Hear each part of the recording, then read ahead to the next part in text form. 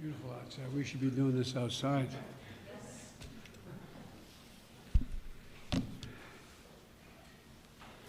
Good afternoon, everyone. I just visited a vaccination clinic in Virginia at the Virginia Theological Seminary in Alexandria, Virginia. The seminary and other houses of worship in the area are partnering with the community health centers to offer vaccination and vaccination sites. They're seeing these kinds of partnerships, and not just there, but we're seeing them all over the country.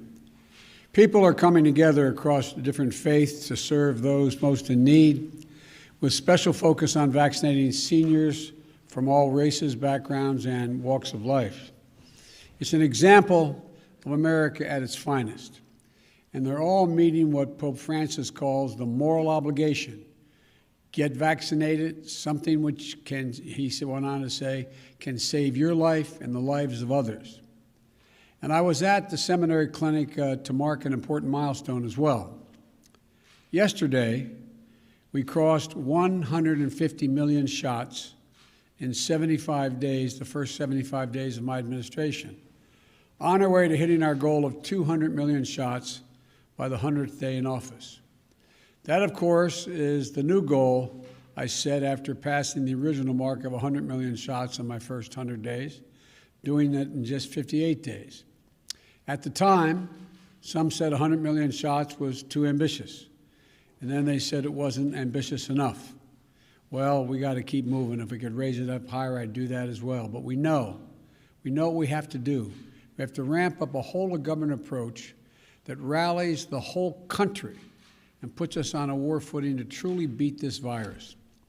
And that's what we've been doing, getting enough vaccine supply, mobilizing more vaccinators, creating more places to get vaccinated, and we're now administering an average of 3 million shots per day, over 20 million shots a week.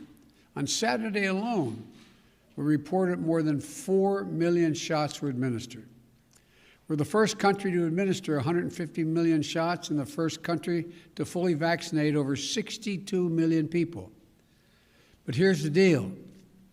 I promise an update to the American people every 50 millionth shot. And I'm already back to update you a little over 2.5 weeks later. I promised in the beginning that I'd always give you the straight scoop, straight from the shoulder, the good and the bad. Well, here's the truth. The good news is we're on track to beat our goal of 200 million shots in the first 100 days.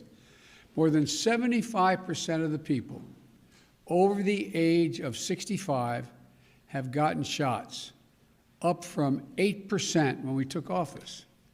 That's a dramatic turnaround and critical because seniors account for 80% of all COVID deaths. To help support my goal of safely reopening the majority of K through 8 schools by my 100th day in office, I directed states in early March to make educators and child care workers eligible for vaccines and to get a goal of getting all who wanted the vaccination to be able to have one and to do it in the month of March. I'm pleased to report, according to CDC estimates, over 80% of teachers, school staff, and child care workers received at least one shot by the end of March. And that's great progress protecting our educators, our essential workers. And because our vaccine program is in overdrive, we're making it easier to get a vaccination shot. Last week, I announced that by April 19th of this month, 90% of all Americans will be within 5 miles of a vaccination site. And further good news is that we're getting more and more data on just how effective the vaccines are. Dr. Fauci recently cited 2 studies from the New England Journal of Medicine that found fully vaccinated care workers, healthcare workers, on the front lines had extremely low infection rates, less than 0.2%, compared to unvaccinated healthcare workers who had considerably higher infection rates. So we're making incredible progress. There's a lot of good news, but there's also some bad news. New variants of the virus are spreading and they're moving quickly. Cases are going back up. Hospitalizations are no longer declining. While deaths are still down, way down from January, they're going up in some places. So you might ask, everybody's asking, what does that mean? I understand that people may find it confusing, that the vaccination program is saving tens of thousands of lives, but the pandemic remains dangerous. Let me explain it in a single word: time. Time.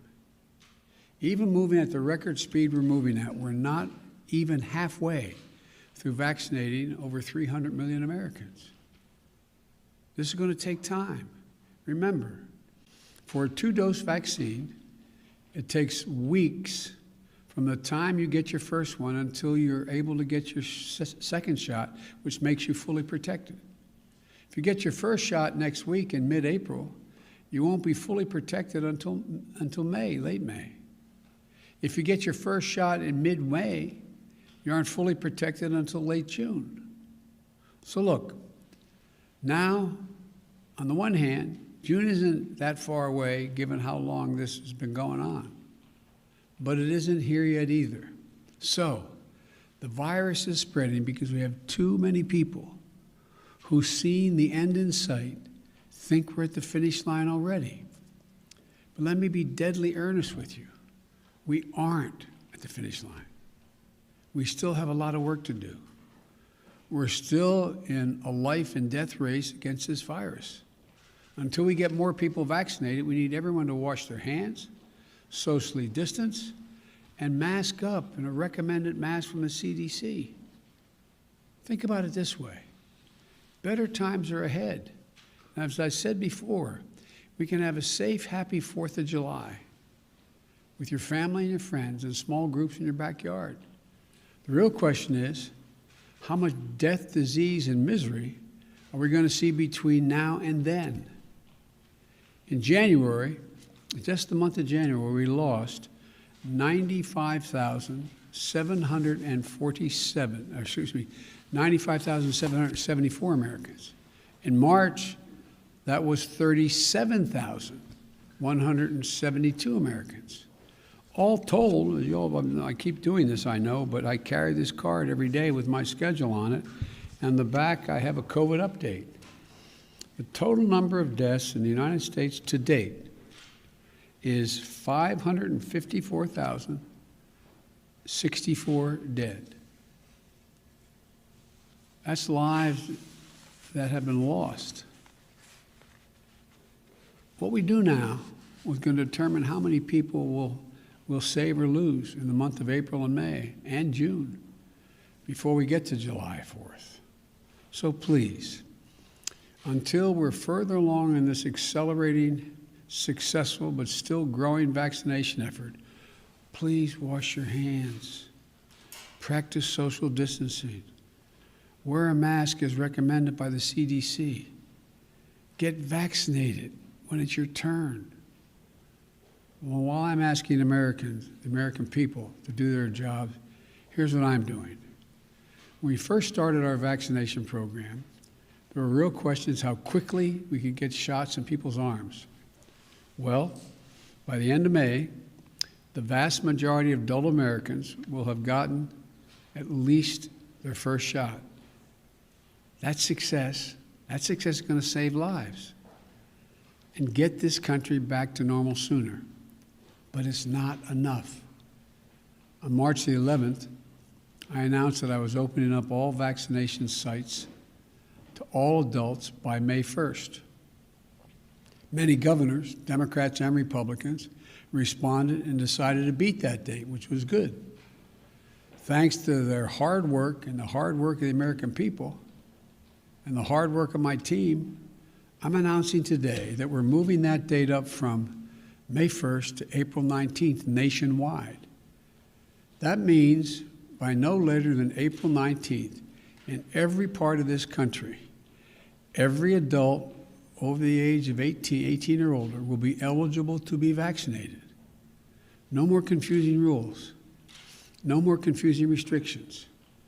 My message today is a simple one. Many states have already opened up to all adults. But beginning April 19th, every adult in every state Every adult in this country is eligible to get in line to get a COVID vaccination. And today, in advance of that new national full eligibility date, I want to make a direct appeal to our seniors and everyone who cares about them. While we have made incredible progress vaccinating 3/4 of our seniors and putting vaccination sites within 5 miles of 90% of the public, it still isn't enough. It's simple. Seniors